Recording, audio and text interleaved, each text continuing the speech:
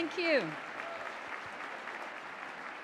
Thank you, Giancarlo. Thank you, members of Congress, Speaker Pelosi. You can call me President Kennedy. I wish I could claim credit for that litany that Sam and Giancarlo just read off, but really it does take a village. And in that spirit, I'd like to ask everybody who works at RFK Human Rights, our board, our leadership council, and our international affiliates to please stand and give them a round of applause.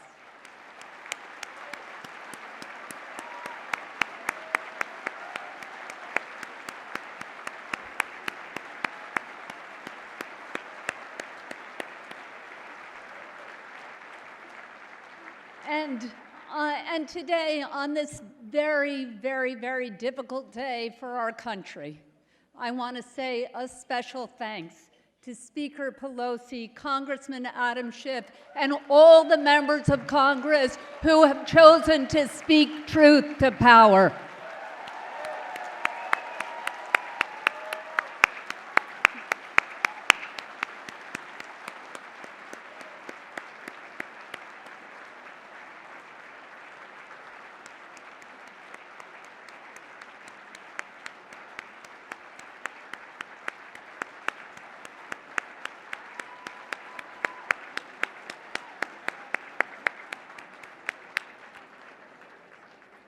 The funds raised through your generous donations at tonight's gala allow us to advance our work on human rights. Let me just give you a few examples. In 2017, we presented the Robert F. Kennedy Human Rights Award to Foro Penal, which is the foremost human rights organization in Venezuela.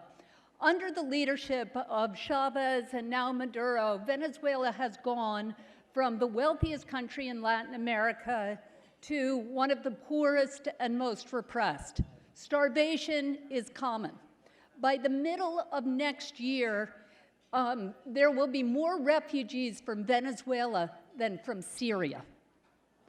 Last February, indigenous people near the border with Brazil sought to accept desperately needed international donations of food and clothes and medical supplies. In retaliation, Venezuelan forces committed twin massacres against 2 indigenous villages.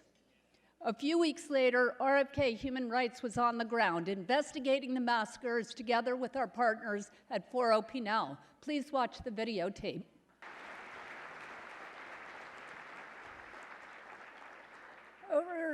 Over 4 days, we interviewed 35 people who witnessed those massacres, and one of the victims talked about his sense of betrayal. He said, "The military knows us. They know we don't have guns."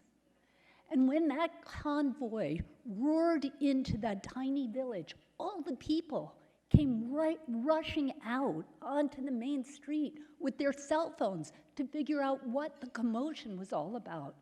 And they filmed everything. That's when the army opened fire. So there are thousands of videos and photographs of the army firing on unarmed civilians. We have reams of firsthand testimony.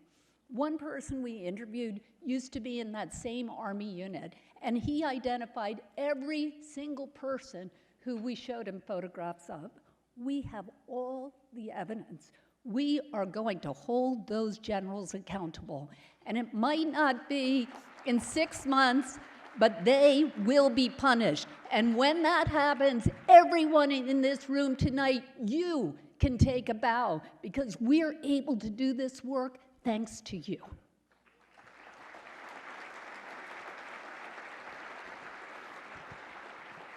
Now, across our country, the unfair bail system puts presumed innocent people in jail only because they lack the cash to stay out. In New York, when someone is accused of a crime, he's brought before a judge who sets bail.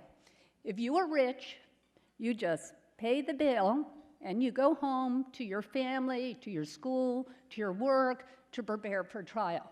But if you're too poor to make bail for the exact same charge, You are not sent home. Instead, because you do not have the financial resources, you are sent to Rikers Island to await trial. 80% of the people on Rikers Island are merely accused of a crime, legally innocent in the eyes of the law.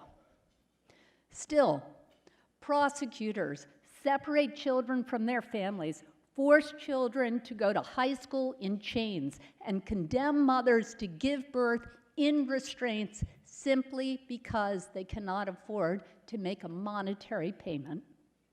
This is insanity. New York taxpayers pay $270,000 per high school student per year to sit in cages in Rikers Island instead of sending them to high school, only because they cannot afford to make bail. These are our families. These are our children, our neighbors. Last year, at this gala, I quoted my father, who used to say, "Surely we can do better than that." We left that gala, and thanks to all of you, we went to work. Our team, with our partners, many of whom are in this room tonight, executed a statewide reform campaign.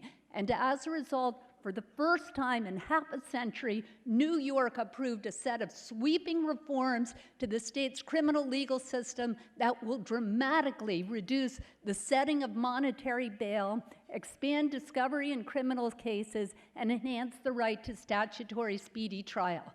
A year ago, a year ago, the estimated jail population in New York was 7,000 on an average day. Because of the reforms that were passed, because of the people in this room, because of those reforms, experts believe that jail population will drop from 7,000 a day to 3,300 a day, and all those lives are spared, and those families are reunited because of you. And as a result of that dramatic increase, Rikers will be permanently shuttered by 2026. So take a bow.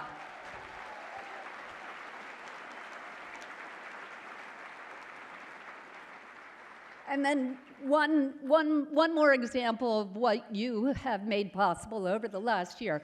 Across our country, leftover Jim Crow laws continue to keep farm workers in near indentured servitude, exempt from federal labor protection laws like OSHA and workers' comp. So when President Roosevelt sought to pass the fair worker legislation under which everyone in this room works, and everybody we know works, and that was in the 1930s, the white supremacist Dixiecrat senators refused to pass the legislation unless there was a carve-out for the places where African Americans could get a job, so farm workers and domestic help. And those exemptions stay in place today. So what does that mean in reality? So one farm worker who I met, who worked at Hudson Valley Foie Gras, so if you ever eat foie gras in a fancy New York restaurant, it came from Hudson Valley Foie Gras. He said he worked 3 4-hour shifts, starting at midnight till 4 a.m., and then 8 a.m. to 12 noon, and then 4 p.m. to 8 p.m., and then starting again at midnight. 7 days a week at minimum wage with no overtime pay. And I asked him, when do you get a day off? He said, no, we don't get a day off. Not after a week, not after a month, not Christmas, nope. He said he worked there for 10 years without a single day off, legally in the state of New York. His wife was permanently injured on the job and immediately fired, practically on her way to the hospital with no workman's comp. For the last decade, RK Human Rights has worked with our partners like Michael Aronson here tonight, Librada Paz, who's here tonight, our union brothers and sisters, Congressman Espaillat, who is a hero on this, to overturn these draconian laws.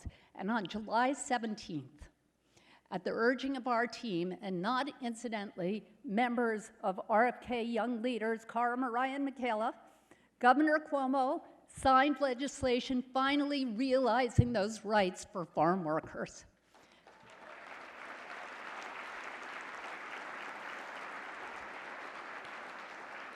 So as of January 1st, farm workers in New York, for the first time in history, will have the right to a day off per week, a right to overtime pay, a right to workers' comp, and will no longer be able to be fired for collective bargaining. All that is made possible because of you in this room. Now, when I was a kid, my dad told us about the pyramids in Egypt, and he told us that they were built by slaves. And he said that there was ancient graffiti inside the pyramids that read, "No one was angry enough to speak out." And he said, we must be angry enough to speak out when we see injustice. And indeed, we must be angry enough to speak out about massacres in Venezuela and genocide in Myanmar and an administration that rips children from their parents on the border or makes it a crime to be poor and black or brown. And we must speak out when our planet is on fire and 1 in 3 women is sexually assaulted during her lifetime, and when 3 million people a year die of preventable diseases, and when 80% of the world's people live on less than $10 a day. We must be angry enough to speak out when we see injustice, because anger can be a force of revolutionary change. But righteous anger cannot realize our greatest ambitions for our world. We need more than that. We must harness not only our righteous anger, but our love, because we will not be satisfied merely with a world that is just. Our dreams must reach far beyond fixing what is broken. We must strive for a world of compassion and peace, of respect at home and dignity at work, where every person is celebrated as a child of God, where all of our talents and abilities are able to shine because each of us has found that cause that makes every day worth living. And that world cannot be built on righteous anger alone. That world can only be built on love. As Daddy said, let us strive to tame the savageness of man and make gentle the life of the world. That's what tonight is all about, and I thank you for joining us.